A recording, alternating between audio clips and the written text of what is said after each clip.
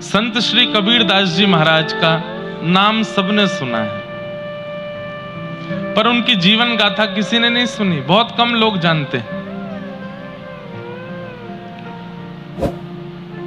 श्री कबीरदास जी महाराज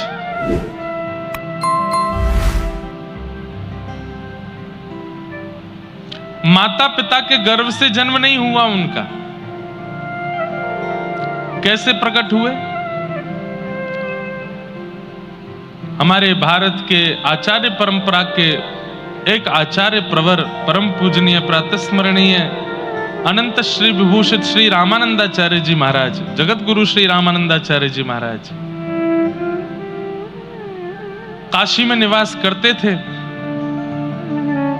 तो जब वो अपनी कुटिया पे बैठ करके भजन करते थे तो एक ब्राह्मण परिवार का एक व्यक्ति, उसका नियम था रोज पत्र पुष्प तोड़ करके ले जाना, श्री रामानंदाचार्य जी महाराज को प्रदान करना, ताकि वो अपनी सेवा में उसको प्रयोग में ले सकें। सब लोग इधर देखो, ध्यान से सुनो,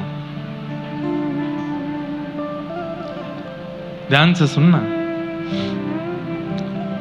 नित्य पुष्प तुलसी जो पूजा की सामग्री होती थी वो चयन करके वो ब्राह्मण देवता जाते और श्री रामानंदाचार्य जी को प्रदान करते। रामानंदाचार्य जी उससे अपनी पूजा अर्चना करते। एक दिन वो ब्राह्मण बहुत अस्वस्थ हो गया, जा नहीं पा रहा था, तो उसने अपनी एक बेटी को कहा कि तुम चले जाओ। दुर्भाग्य से उसकी जो बेटी थी वो बाल विवाह उसका हुआ था और वो बालक अवस्था में ही विधवा हो गई थी, उसके पति नहीं था। पिताजी ने कहा कि बेटी आज पत्र पुष्प तुम दे करके आओ महाराज जी को। वो बालिका निकली। श्री रामानंदाचार्य जी महाराज और भी कई संतों के ऐसे नियम होते हैं कि वो माताएं बहनों से पर्दे में ही मिलते हैं, सन्मुख नहीं मिलते। तो जैसे ही बालिका आई तो एक झीना सा पर्दा लगा हुआ था सामने।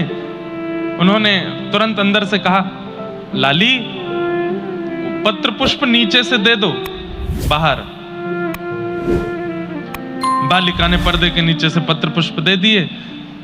अब संतों का नियम होता है कि जब कोई माताएं आती हैं, बहनें आती हैं, तो कुछ ना कुछ प्रसाद जरूर देते हैं। बालक आवे, माताएं आवे, बहन आवे, संत जन कहते हैं रुक जाओ, कुछ लेके जाओ। तो रामानंदाचार्य जी बोले थोड़ी देर बैठो, कुछ प्रसाद देता हूं। अपने ठाकुर जी की आराधना करके ठाकुर जी को निवेदित किए गए जो पुत्र पुष्प थे उन्हीं को लेकर के कहा, बिटिया लाओ अपना पल्लू करो, हम देते हैं प्रसाद। अब उस बालिका ने जब पल्लू किया, पता नहीं रामानंदाचार्य जी के मन में क्या आया, और वो पत्र पुष्प देते हुए कह दिया, पुत्रवान भव।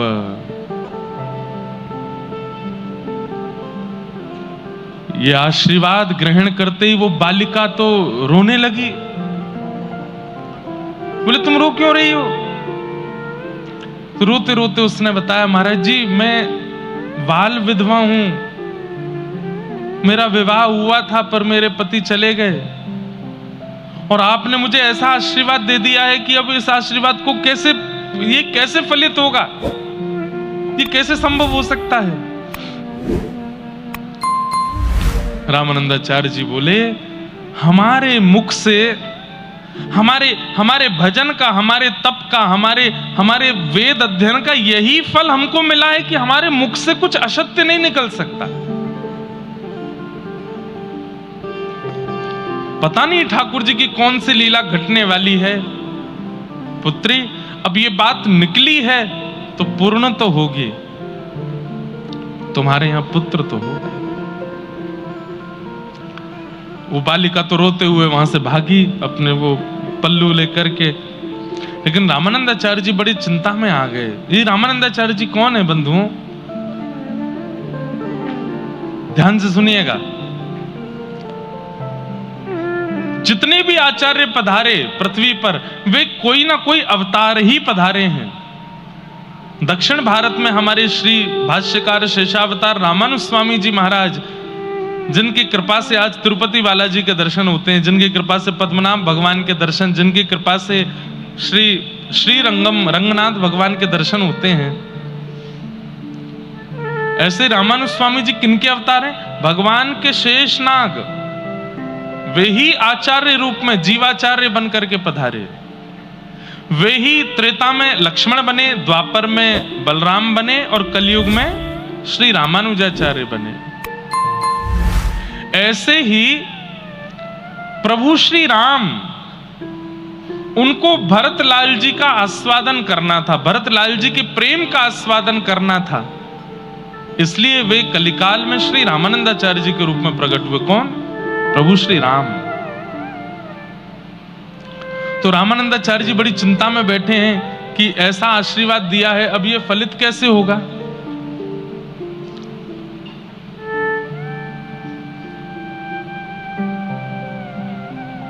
हमारे सूरदास जी महाराज कहते हैं, जो ठाकुर जी ने विधान रचा हुआ है उसको दुनिया की कोई ताकत नहीं मिटा सकती। अगर मुझे नीचे उतरते समय गिरना है तो मैं गिरूंगा ही गिरूंगा।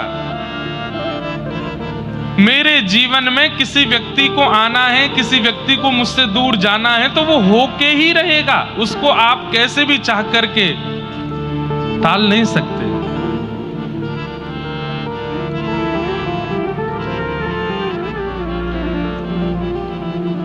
सूरदास जी का एक पद है, होनी टाले नाही टले, होनी टाले नाही टले, होनी टाले नाही टले, होनी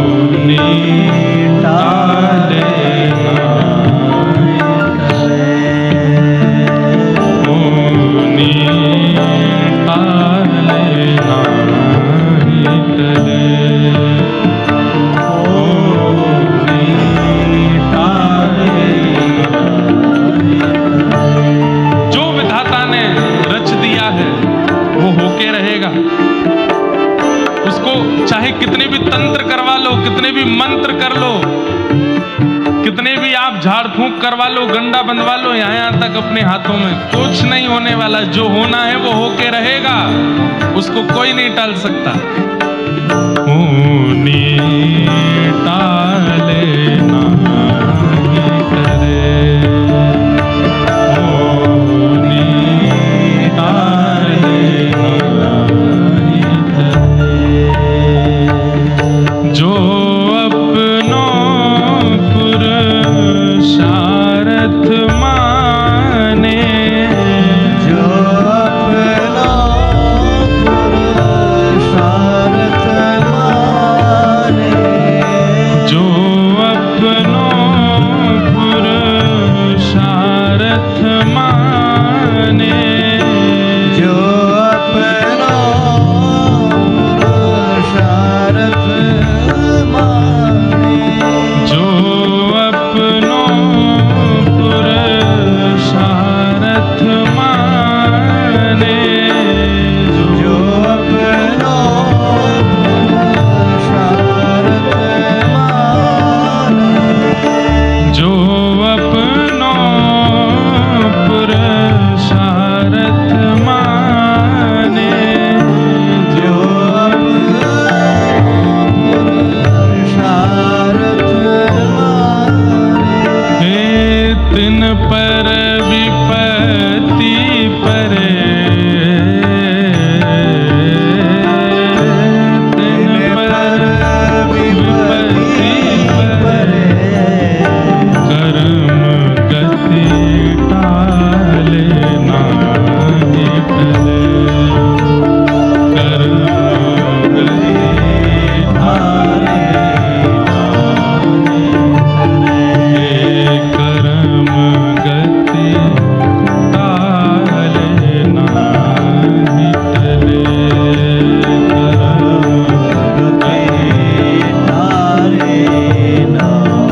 कर्म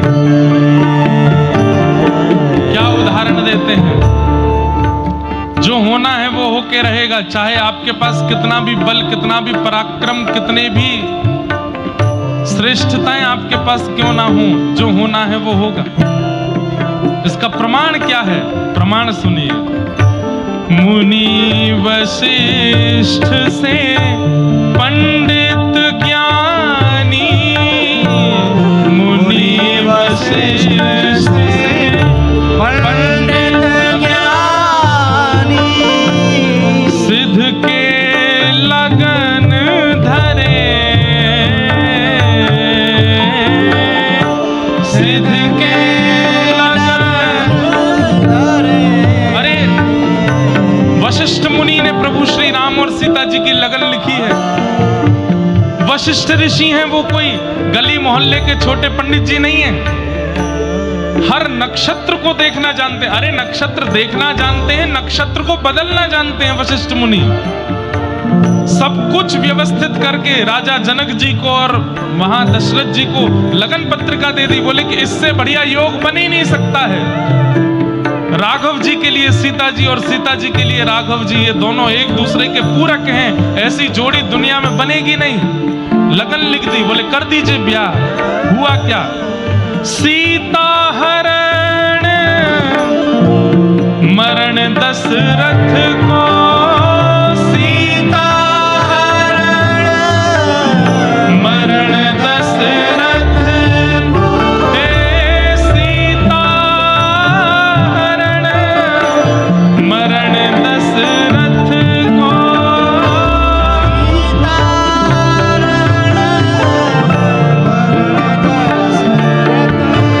हे वन में विपत्ति फिरे, वन में विपत्ति, हे करम गति टाले नाही टले, परम गति तारे नाहि डरे। अरे होनी टाले नाही टले, ओ होनी तारे नाहि डरे।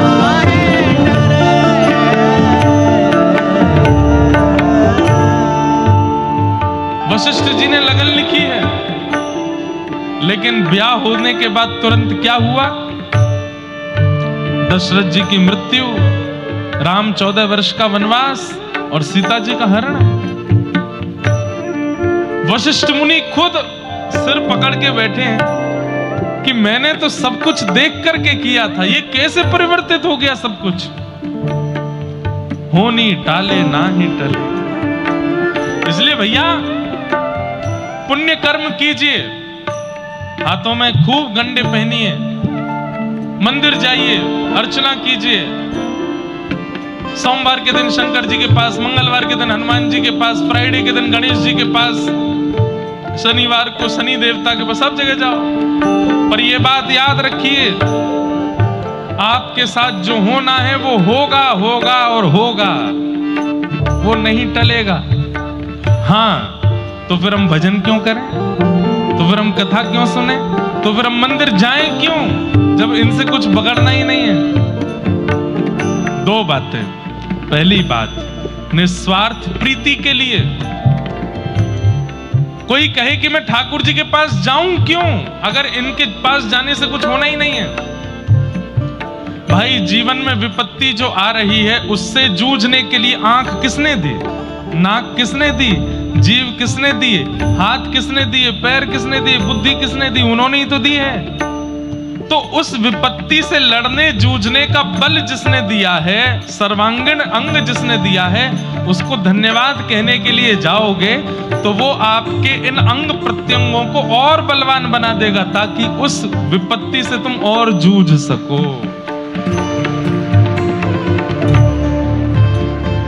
आपने बाइक खरीदी, अब बाइक को हर 1-2 महीना में आप सर्विस के लिए लेके जाते हो, बढ़िया बड़ाई कर देते हो शोरूम वालों से, बहुत अच्छी बाइक है, इतना मजा आता है चलाने में, इतनी बढ़िया है ये।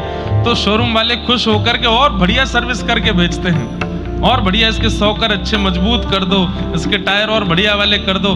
सुनो, हम आपसे पैसा नहीं लेंगे, एक आध चीज हम अपनी तरफ से लगा देते हैं इसमें ताकि और बढ़िया हो जाए। ठीक वैसे ही आपके जीवन में जो आना है वो आपकी कर्म गति है, वो तो आएगी, लेकिन बीच बीच में आप ठाकुर जी को वंदन करने जाते हो, प्रणाम करने जाते हो और धन्यवाद कहते हो, नाथ मेरे जीवन में संकट है, विपत्ति है, लेकिन कोई दिक्कत नहीं, आप टेंशन मत लो, आपने बढ़िया शरीर दिया, इससे मैं लड़ूंगा, जूझूंगा। तो ठाकुर जी के मन में दया आ जाती है और ठाकुर जी बुद्धि को प्रवीण बना देते हैं, हाथों को प्रवीण बना देते हैं, वाणी को प्रवीण बना देते हैं, ताकि उस विपत्ति से तुम और जल्दी निकल सको। ठाकुर जी आपकी सर्विसिंग और बढ़िया कर देते हैं। कई बार ऐसा होता है कि विपत्ति जीवन में आई और बुद्धि सोच ही नहीं पा रही है कि हमें करना क्या चाहिए। अब जीवन में एक ऐसा मोड़ आया कि आपकी बुद्धि फेल हो गई है, अब क्या करें। भक्ति करने वाले व्यक्ति की बुद्धि कभी फेल नहीं होती, उसके जीवन में आने वाली परिस्थिति आते ही उसको निदान पता है कि मुझे अब क्या करना है और वो उस मार्ग से निकल जाता है। भोगना सबको पड़ता है, चाहे भीष्म पितामह हो, चाहे ध्रुव हो, चाहे प्रहलाद हो, चाहे सूरदास हो, चाहे कबीरदास हो, सबको सहना तो पड़ता है। पर सहने में मैं एक बात कहता हूं, भक्ति क्या है? एनेस्थीसिया का इंजेक्शन है।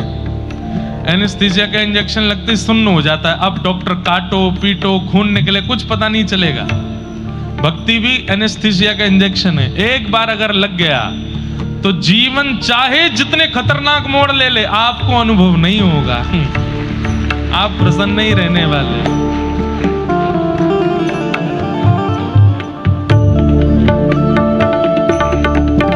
हे पांडव जिन के आप सारथी, पांडव जिन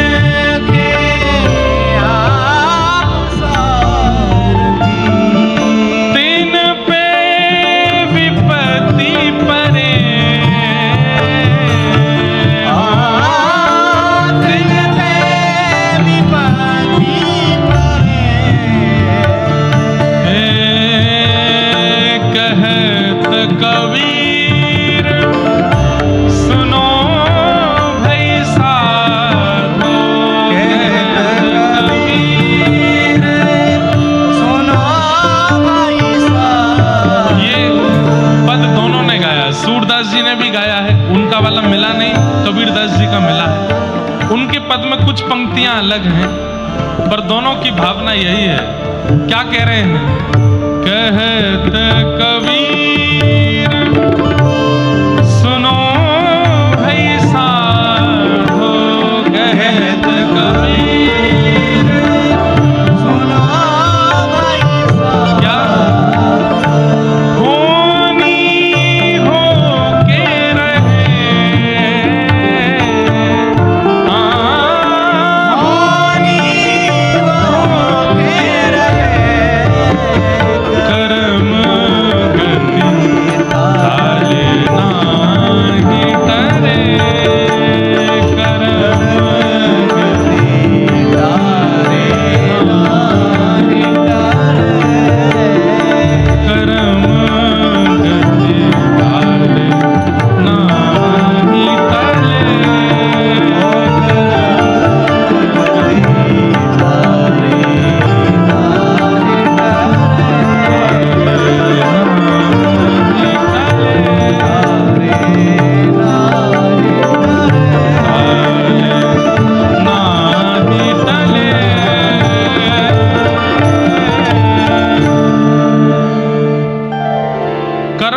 टाले ना ही टले, होनी होके होनी टाले ना ही टले।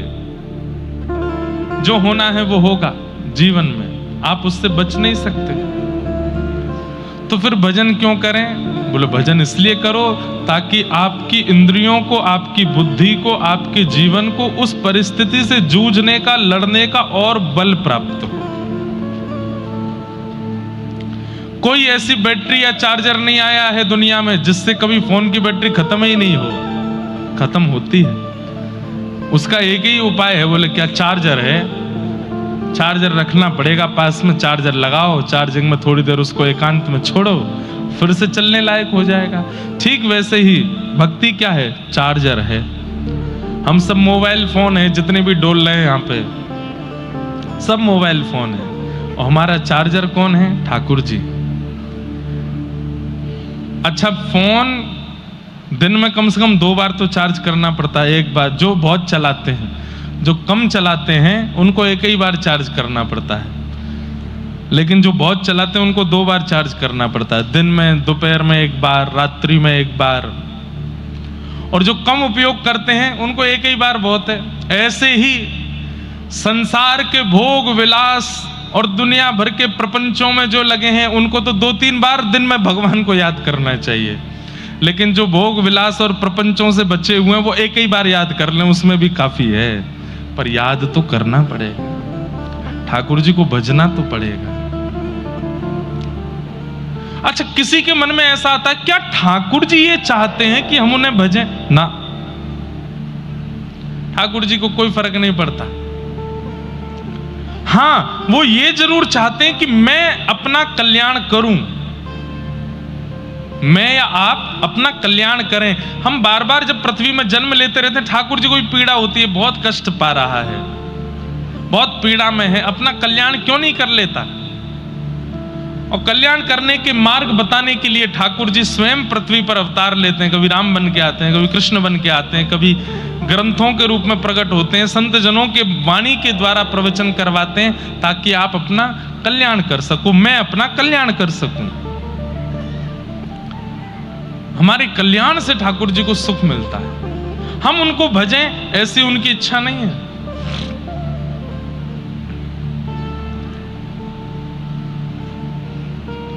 तो रामानंदाचार्य जी ने उस बालिका को पुष्प दे दिए और कह दिया पुत्रवान भव, और वो तो बाल विधवा रोती हुई दौड़ी गई।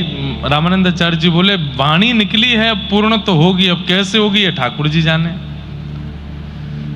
यहां लक्ष्मी नारायण भगवान वैकुंठ में बैठे थे और उनमें आपस में चर्चा हुई कि मानव कल्याण के लिए पृथ्वी पर किसी को भेजना चाहिए, किसको भेजें, कहां भेजें? तो लक्ष्मी जी से कहा, आप थोड़ा चयन करके आओ। बंधुओं, एक बात सुनिएगा, बहुत बड़ी बात कह रहे हैं, पते की बात, ध्यान से सुनिएगा। आकाश मार्ग में, वैकुंठ में, साकेत में, गोलोक धाम में जो वैष्णव भक्त जन हैं वो तैयार बैठे रहते हैं कि हम पृथ्वी पर जन्म लेने के लिए कहीं जाएं, पर उन्हें ऐसे पवित्र विचारधारा वाले माता पिता और परिवार दिखाई नहीं दे रहा आजकल कि जहां वो जन्म ले सके। समझ रहे हैं हमारी बात को? घरों से पवित्रता चली गई, विचारों से पवित्रता चली गई, लोगों के जीवन से पवित्रता चली गई। इतने अपवित्र आचरण में लोग, जीव सब आ गए हैं कि अब आचार्य रूप को जन्म लेने की इच्छा तो हो रही है, पर उनको ऐसा पवित्र कुल मिल नहीं रहा है जहां वो जन्म ले सके।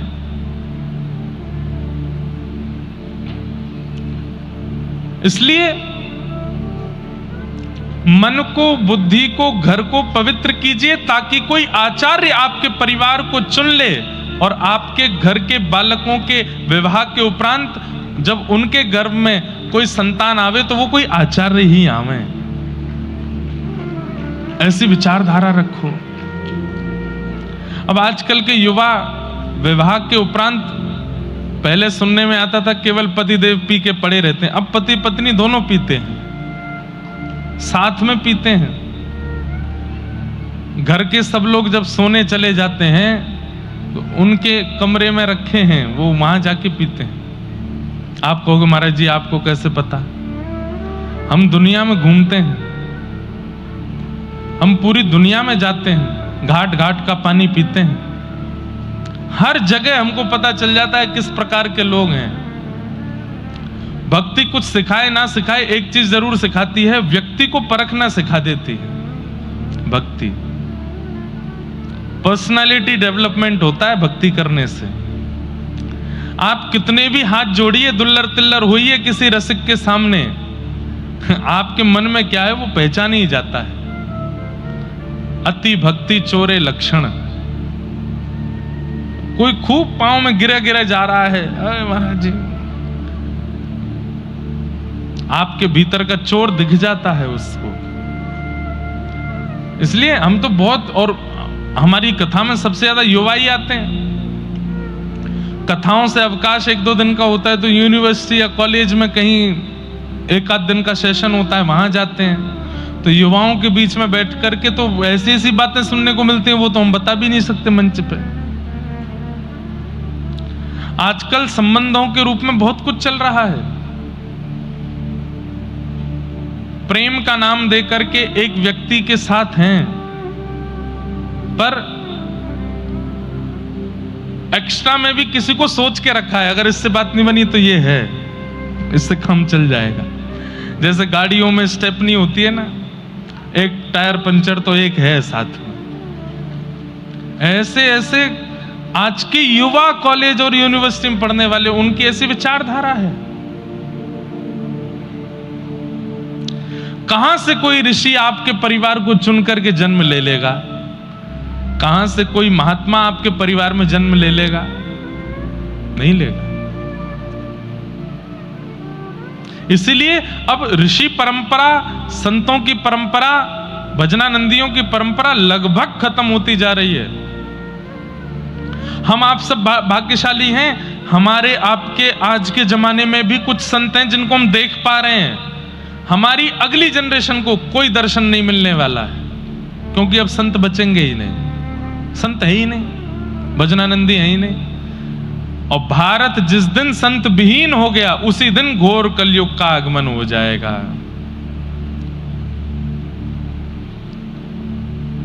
आप अपनी उंगलियों के खाने में गिन लो, इतने संत भी नहीं हैं इस वक्त पृथ्वी पर, जिनका दर्शन, जिनका स्पर्श, जिनका प्रणाम हमें पवित्र करता हो। तो लक्ष्मी जी को ठाकुर जी ने कहा, आप पृथ्वी पर जाइए, देख करके आइए, कोई उचित परिवार हो तो वहां मैं अपने किसी भक्त को भेजूं। तब लक्ष्मी जी भ्रमण करते करते करते करते काशी पहुंची। काशी में श्री रामानंदाचार्य भगवान विराजमान थे। लक्ष्मी जी के आते ही उन्होंने कैंकर्य किया, प्रणाम किया और कहा, बड़े चिंतित हो आप, क्या बात है? तो रामानंदाचार्य जी बोले, पराम्बा जगदम्बा श्री लक्ष्मी जी, मैं ये तो नहीं कहूंगा कि मुझसे एक अपराध हुआ, पर एक ऐसी घटना आज सुबह सुबह हो गई है कि मुझे लग रहा है वो घटना पूरी कैसे होगी। बोले क्यों? बोले एक बाल विधवा कन्या मेरे पास आई थी, मैं उसे पहचान नहीं पाया और मेरे मुख से निकल गया कि पुत्रवती भव। अब कैसे पुत्र होगा? लक्ष्मी जी ने कहा, बस मैं समझ गई कैसे होगा।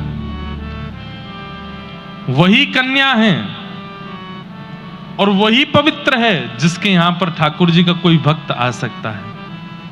मुझे बताइए किसकी कन्या है? तो रामानंदाचार्य जी ने बताया, वो कन्या है, उसकी कन्या है, ऐसे बस तुरंत लक्ष्मी जी पहुंची वैकुंठ और जाके ठाकुर जी से कहा, मिल गया परिवार, मिल गई एक कन्या जहां पर आप अपने परम भक्त भागवत को भेज सकते हैं। तुरंत ठाकुर जी ने प्रहलाद जी का आवाहन किया और प्रहलाद जी महाराज से कहा, हे श्री भक्त प्रहलाद, अब आपको धराधाम पर जाना है और जाकर के जीवों का कल्याण करना है।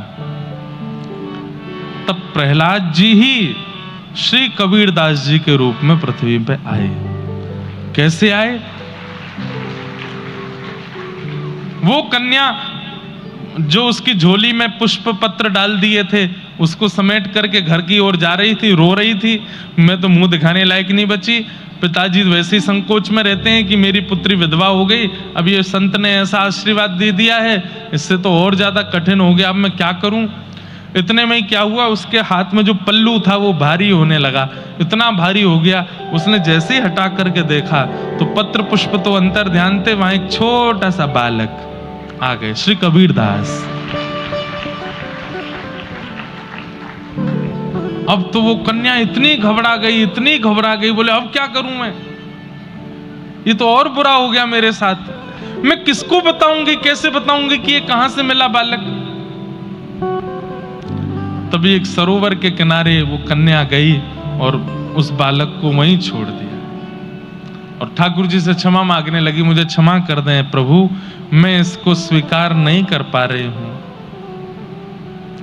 सरोवर के किनारे छोड़ करके दया तो आ रही थी, लेकिन लोक लाज, सबसे बड़ा रोग क्या कहेंगे लोग। किस किस को सत्य बताती घूमूंगी, क्योंकि लोगों को तो उतना ही समझना है जितनी उनकी बुद्धि है। आप कितना भी सत्य बताते रहिए, लोग वो नहीं समझेंगे जो सत्य है, लोग वो समझेंगे जो वो समझना चाहते हैं। लोग वही स्वीकार करेंगे जो उनको प्रिय लगता है, समझने में अच्छा लगता है। शंकर जी पार्वती जी के साथ नंदी पे बैठ करके जा रहे थे, लोग बोलने लगे, बताओ बिल्कुल दया नहीं आ रही है, बेचारे भार बन करके बैठे हैं नंदी के ऊपर। शंकर जी उतर गए, पार्वती जी को भी उतार दिया, बोले लोग बात बना रहे हैं कि हम लोग नंदी पे भार बना, नीचे उतर जाओ। नंदी चल रहा है, अगल बगल में शंकर पार्वती चल रहे हैं, लोग कहने लगे, बताओ वाहन है फिर भी पैदल चल रहे, कैसे पागल है। शंकर जी बोले, पार्वती जी लोग बात बना रहे हैं, मैं चढ़ जाता हूं, तुम पैदल चलो। एक नीचे चलेगा, एक बैठ के चलेगा, तो शायद कम बात बनेंगी। लोग बात बताने लगे, बताइए कैसे पतिदेव में पत्नी को पैदल चलवा रहे, खुद बैठ गए ऊपर। शंकर जी उतर गए, बोले देवी आप बैठ जाओ, लोग बात बना रहे हैं। पार्वती जी बैठ गई, शंकर जी बोले अब ठीक है। लोग बोले जो रुके गुलाम, पत्नी बैठा रखी है, खुद पैदल चल रहे हैं उसके नीचे। शंकर जी को आया गुस्सा, बोले पार्वती नीचे उतरो, नीचे उतरो, और नंदी को अपने सिर पर बैठा लिया, बोले अब चलो। लोग बोले बताओ भलाई का जमाना नहीं रहा है, वाहन के ऊपर बैठना चाहिए, वाहन अपने ऊपर बैठा रखा है। शंकर जी बोले कहां जाए हम, तुम लोग कहीं जीने दोगे कि नहीं। तो भैया ये संसार है, इसको सत्य सुनना प्रिय नहीं है, इसको वो सुनना प्रिय है जिससे चाय गटकने में अच्छा लगे। भाई चाय पे चर्चा भी तो होनी चाहिए, दो लोग चाय पिए तो बीच में बात क्या होगी। तो इसलिए वो बातें रखो जिससे चाय गटकी जा सके। तो आज के लोगों को सत्य सुनना प्रिय नहीं है, आज के लोगों को वो सुनना प्रिय है जिससे उनके मन का मनोरंजन हो जाए। ऐसे हैं लोग। तो कन्या ने विचार किया कि अगर मैं इस बालक को लेकर के गई, मैं कितना भी बोलूंगी कि रामानंदाचार्य जी ने आशीर्वाद देकर के दिया, पत्र पुष्प दिए और ये अपने आप बालक आ गया, कोई नहीं मानेगा। छोड़ दिया, एक सरोवर के तट पर छोड़ दिया। वो बालक गिरता गिरता गिरता सरोवर में जा गिरा। तभी एक कमल प्रकट हुआ, कमल के ऊपर वो बालक आ गया। सर्पों ने आकर के उस कमल को घेर लिया।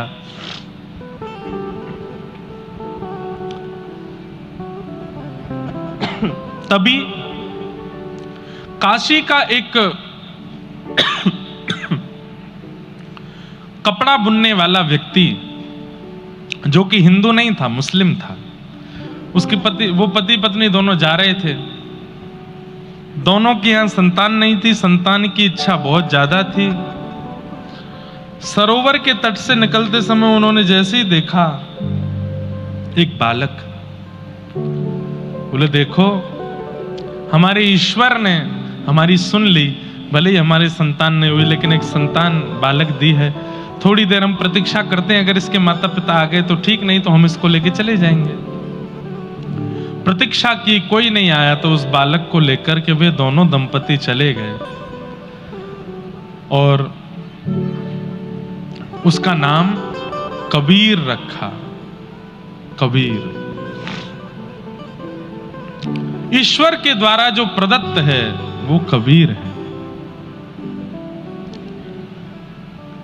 बाल्यकाल से ही दिव्य चेष्टा, दूध पान नहीं किया। क्यों नहीं किया? क्योंकि मां को दुग्ध आता नहीं था और घर में भेड़ बकरियां थीं। मुसलमान का घर था तो वहां कोई गैया और ये तो थे नहीं, तो उनका भी दूध नहीं पिया, भेड़ बकरियों का भी। मुख खोलते ही नहीं थे, बस नेत्र बंद, मुख बंद, और बस बैठे बैठे बस श्वास चल रही है छोटे से बालक की। माता बड़ी घबराहट में आ गई, बोले ये कुछ खाता पीता नहीं है, इसको कोई नजर गुजर तो नहीं लगी। मौलवी के पास लेकर के गए, मौलवी से जाकर के कहा आप थोड़ा झाड़ फूंक कर दो। मौलवी ने झाड़ फूंक कर दिया, फिर भी खान पान शुरू नहीं हुआ। तो उन्होंने कहा तुमको कहाँ से मिला बालक, तुम्हारा ही बालक है? बोले नहीं हमारा तो नहीं है, ऐसे ऐसे हमको तो एक सरोवर पे मिला। बोले हो ना हो ये किसी हिंदू का बालक है, और हो ना हो किसी तपस्या से प्रकट हुआ बालक है, इसको पवित्र वस्तु सेवन का शायद अधिकार है। तुम एक काम करो, किसी हिंदू के घर से शुद्ध वेद लक्षणा गौ माता का दुग्ध और उनके भगवान का भोग लगाया हुआ लेके आके पिलाना है इसको, पीता है कि नहीं। तो कोई जानकार हिंदू थे, उनके घर जाके कहा कि आप शुद्ध गैया का दूध का भोग लगा के हमको दो। तो हिंदू भी आश्चर्य में पड़ गए, हमारे भगवान का लगा हुआ भोग तुम क्यों पियोगे? बोले कि कुछ काम है जरूरी। तो ठीक है, गैया का दुग्ध उसका भोग लगा करके जब दिया, तो दोनों पति पत्नी ने जाकर के जैसे ही कबीरदास जी के सन्मुख पधराया, नेत्र भी खुल गए, आंख प्रसन्न हो गए, और तुरंत उस दुग्ध का पान कर लिया। पहली बार दुग्ध पान किया। कबीरदास जी को ठाकुर जी का प्रसादी दूध जैसे ही दिया, उन्होंने तुरंत स्वीकार किया, और पहली बार उन्होंने पयो व्रत को तोड़ा। धीरे धीरे कबीरदास जी बड़े होने लगे। अब तो रोज एक हिंदू के घर से आता है प्रसादी भोग, वही पाते हैं और कुछ पाते नहीं है। माता पिता को चिंता तो होने लगी कि भैया ये कहीं ऐसा नहीं हो कि देवी देवताओं को भी हमारे घर में ले आवे। तब पति पत्नी समझाते ठीक है, भगवान ने संतान नहीं दी थी, उससे अच्छा हो तो गई, एक संतान तो है, थोड़ा बड़ा होगा इसको भी सिलना बुलना सिखा देंगे, हमारी तरह काम धंधा करेगा, सब बढ़िया चलेगा। कबीरदास जी बड़े हुए थोड़े से, तो जैसे हमारे यहाँ पर अन्नप्राशन संस्कार होता है, हमारे यहाँ पर मुंडन संस्कार होता है, हमारे यहाँ पर नामकरण संस्कार होता है, फिर उसके बाद कर्ण छेदन संस्कार होता है, उसके बाद यज्ञोपवीत संस्कार होते हैं, ये सारे संस्कार बच्चों के होते हैं। ऐसे ही अन्य वर्ग विशेष वालों के यहाँ भी संस्कार होते हैं। संस्कार तो नहीं कहेंगे, पता नहीं क्या ही होता है वो। तो एक उनके यहाँ की पद्धति से कुछ होना था, और वो जब तक नहीं होता तब तक उसको पूर्ण मुसलमान नहीं मानते। तो वो करवाने के लिए किसी मौलवी जी को बुलवाया, बोले कि आप कर दीजिए। तो कहते हैं सैकड़ों मौलवी आ गए, सैकड़ों बड़े बड़े पीर आ गए, लेकिन दूसरों की पीड़ा दूर करने वाले, बुखार दूर करने वाले जैसे ही कबीरदास जी के घर में प्रवेश करते, तो प्रवेश करते ही उनको इतना तीव्र बुखार चढ़ता, नाचने लगते महाराज, उनका सिर इतना भारी हो जाता, चीखने चिल्लाने लगते, अरे तुम्हारे घर में कुछ है जिसके कारण हमारी बुद्धि भ्रष्ट हो जाती है, बुखार चढ़ जाता है। सब भाग जाते हैं वहां से। बड़े बड़े लोग आए, लेकिन महाराज कबीरदास जी को स्पर्श नहीं कर पाए।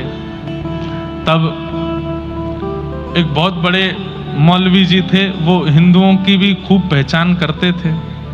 उनके पास जाकर के पूछा, बोले क्या हो रहा है, हमारे घर में कोई आकर के ये क्रिया कर क्यों नहीं पा रहा है? बोले मैं आता हूं।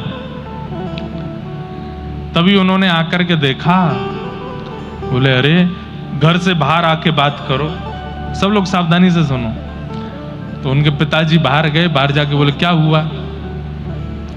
बोले तुम्हारा बालक किसी बानर की गोद में बैठा है, और वो बानर हाथ में एक बड़ी सी गदा लेकर के बैठा है। जैसे ही हम भीतर गए तो हमको दिखाने लगा ऐसे, और दूर भगाने लगा। वो किसी बानर की गोद में बैठा है।